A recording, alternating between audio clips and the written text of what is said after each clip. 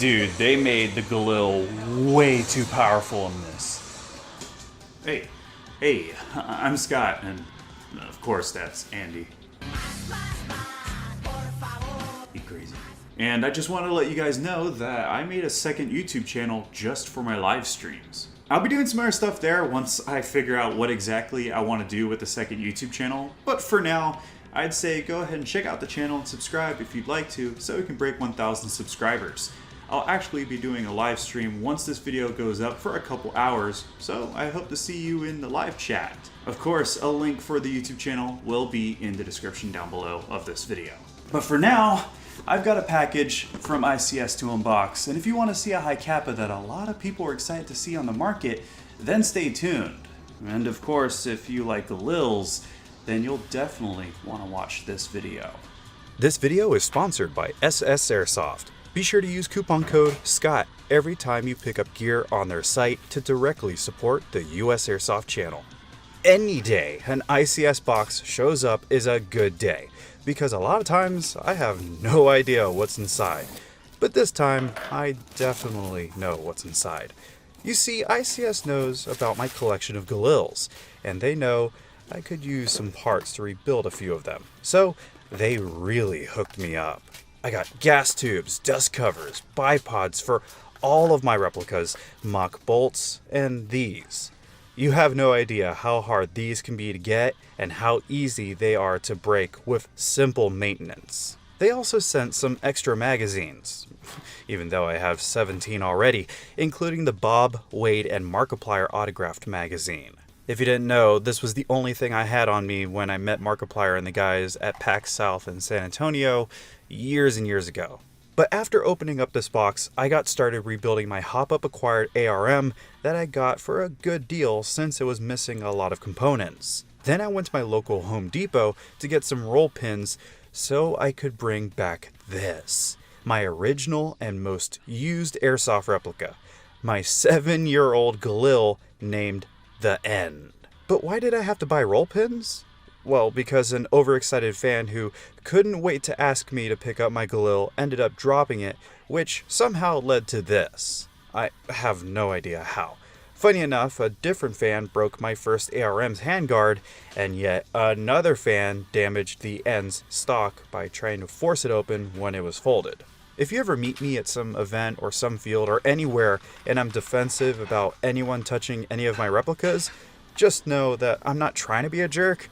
I just have trust issues now, because it's starting to get really difficult to find some of the parts for a lot of my replicas. Besides all this, I'm so excited to have all of my Galils in proper order, except for my SEMA Galil. Next, I need to take this one to a field and make some gameplay videos. I'm ready to relive some more Black Ops 1 memories. Then we have the main reason why you're watching. What makes this HiCapa that ICS calls the Challenger anything special? A name that I can only assume was chosen as a jab at its competition since it's a challenger to them. Or maybe it's called the Challenger because it's a competition style sidearm, but whatever. Let's start off by opening the box. Immediately, you'll see something that not many other companies warn you about when it comes to any of their replicas. ICS specifically states to use 0.3 gram BBs or heavier with the pre-installed Master Mods hop-up bucking in the Challenger. If you want to use anything lighter, then swap the bucking out for the softer bucking they included. Now, despite getting just a card with a QR code that fills in for a paper manual, getting a bonus bucking, a small enjamming/cleaning rod, a metal threaded tip, tools, and an RMR cut protector in the box is a whole lot more than what a lot of other HiCapa manufacturers will offer you. I've always loved it when companies add extra goodies in the box. Getting just the pistol and the magazine would have been enough. That's what I'm used to.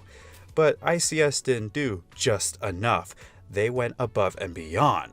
Now, this is just an overview, so I'll go over all the highlights quickly so I can just get through this video. I'll get much more in depth in the full review in a later date. But starting with weight, the aluminum case 30-round magazine alone comes in at 12 ounces. The magazine is really nice, by the way. BBs go in easily up top or through the open channel when you pull down the spring, and they come out just as easy even when it's fully loaded. The Revo 2 valves are another great touch, so you can close the distance between the valve knocker and the valve itself with a little adjusting. With the slide assembly and frame both coming out at almost 11 ounces each, we then throw the two halves together to get 1 pound 5.9 ounces. Then you add in the magazine and the whole thing comes out to 2 pounds 1.9 ounces with its mostly aluminum build. Checking out the features, at the end of the slightly fluted aluminum outer barrel, we have a gnarled orange tip on the US models that I've always been able to remove easily with a pair of pliers. They use glue on these, but never too much from what I've encountered, so feel free to screw on that steel adapter that you get in the box whenever you get the chance. Then you'd be able to use tracer units, suppressors, or any other muzzle devices you prefer. There is a bit of jingle in the slide from the barrel, which I'd expect out of any HiCapa, but I wouldn't expect pre-installed upgrades from ICS. For the inner barrel and bucking, we have master mods to thank. ICS has been incorporating more master mods parts into a few of their offerings to aid in performance, and I can appreciate that. Now, to be honest, I normally never hear ICS come up in a conversation when techs talk about great out-of-the-box performance. It's something that older people normally say. So hopefully with these upgrades, ICS can get a little bit more respect in the present day. To get to the master mod R-Hop bucking and to the inner barrel, you'll want to use this tool.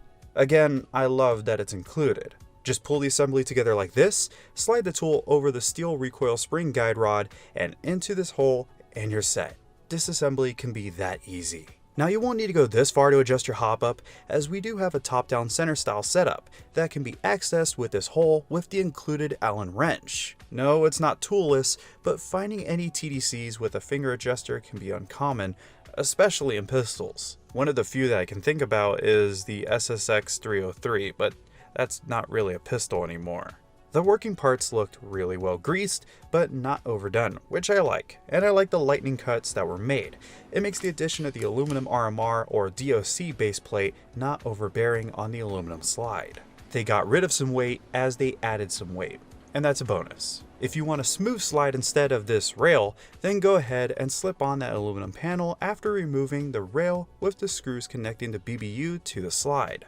That will release the optics plate and the rear sight as well, so you'll need a standard HiCapa rear sight if you want to do this. The sights that come with the Challenger are actually really freaking good. I also like the glow-in-the-dark painted dots.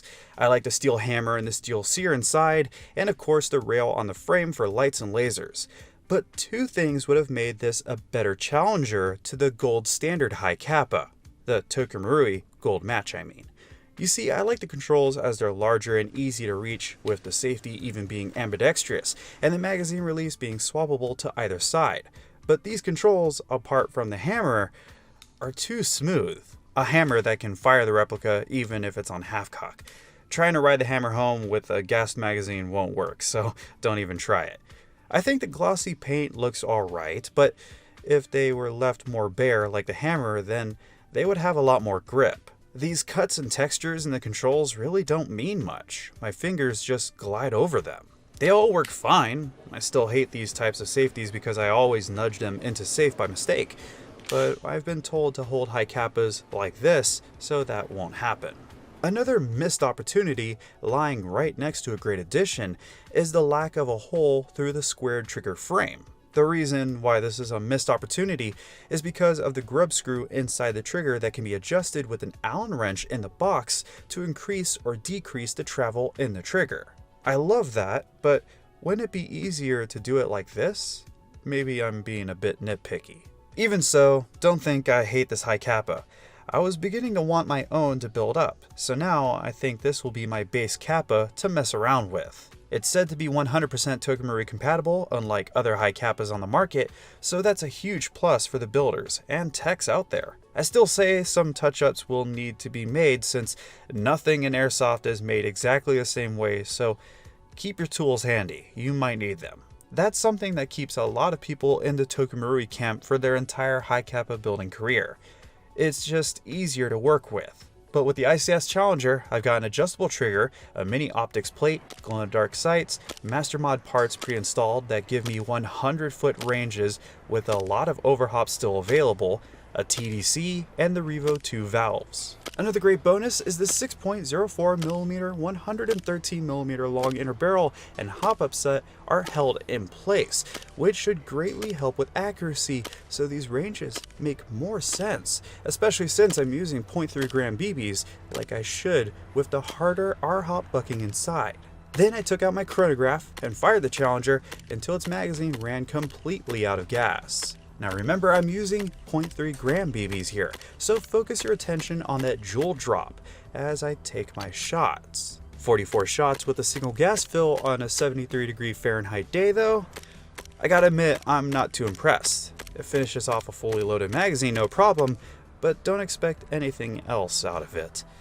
Good thing I got extra magazines. As for the trigger, I didn't have anything really negative to say. Follow-up shots were snappy, no lag, not enough over travel to speak of, and I haven't adjusted the trigger in any way yet. And I get all of this for $200? Granted, that's a little bit more than what a Tokamuri Gold match will cost you, and I know that can be a big no-no in the community. As for the cons that I can think of, well, I'd list the smooth, glossy controls. That paint needs to come off. I wish the grips were more textured. I really wish there was a hole through the trigger guard to adjust the trigger easier, along with a dial on the hop-up for toolless adjustment, and I think that's it. Even if I really try to hate it, that's still I can come up with that wouldn't be too opinionated, like the slide design, or that it's all black and not black and silver or gold or whatever have you. It does jingle a lot. That's all I can really say. I still have a lot more to go over in more detail in the full review, but I think this needs to be said. Every company that makes HiCapas needs to study ICS even more now. This should be the new standard in a lot of areas, and ICS already has their own aftermarket parts plan. I want every company to get even better at their craft, and with all the touch-ups that ICS has made with their Challenger, it makes the age of the older designs really show a bit more. But this is where I need to know what you guys think about this ICS Challenger, and I need to know why you think it's special and why you think it's overhyped. What would make this better? And should I deck out mine after I'm done with this review? Let me know in the comments while I gaze over all of my Galils. This unboxing was really fun, and I want to thank ICS for making it happen. They let me say whatever I want about any of their products, and I really appreciate that. And they want to know what I have to say so they can improve their releases. So again, let's see what you guys have to say about this new HiCapa. But before I go, I want to thank USAirsoft for supporting the channel and ICS, who again made this video happen in the first place. They helped me out a lot, so I need to show them some love, just like how I need to show the USAirsoft Chow members some love. So thank you goes out to Sir Turd III, C7 Viper, Andrew Sandoval, Curry Airsoft, Eddie, Lone Wolf, Western Gilbert, and everyone else you see on your screen now. Seriously, I appreciate all the USAirsoft channel members, since they all directly support my videos and other projects, so I can put together more and more content. And you can join them with that little join button you see on the USAirsoft channel homepage. If you happen to join, then expect a shout out in the very next video as a thank you. But until that next video drops from the city of San Antonio, this has been Scott Hollenbeck, and I will be sure to see you all next time.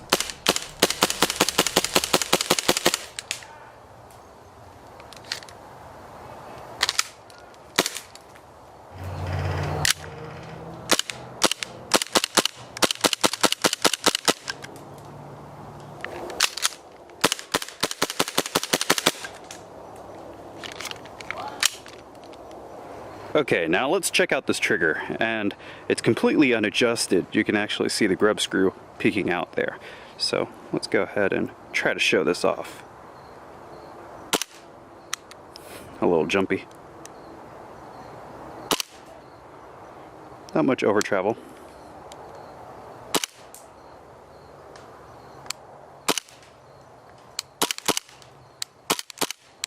I like it the way it is already, but I know I can adjust it and see if I like it better that way, but out of the box, it's pretty good.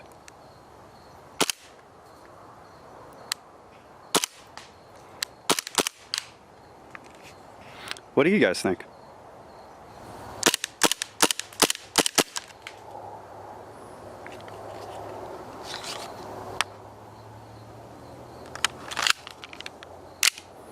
Now there's something I wanted to show you guys because this fill valve will confuse some people.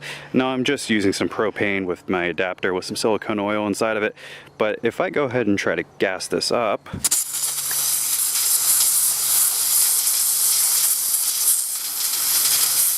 it's completely empty. You'll see it start to bleed out. Once you see this happen, it's completely gassed. Just a little tip I thought I'd share. Alright, so now for my last test, I'm going to see if I can get through an entire magazine of 30 BBs all in one go without any stoppages or any hang-ups.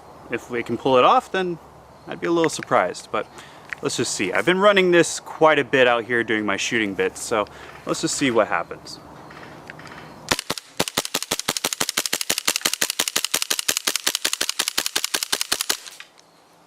No problems, and it sounds healthy. Yeah, it's completely empty. Still has gas, I'd assume. Not too much. I know that these, yeah, not too much. These magazines aren't the best on gas consumption, but we got through an entire round, 30 rounds, pretty quickly with no hang-ups, so I'm a little impressed. I like that.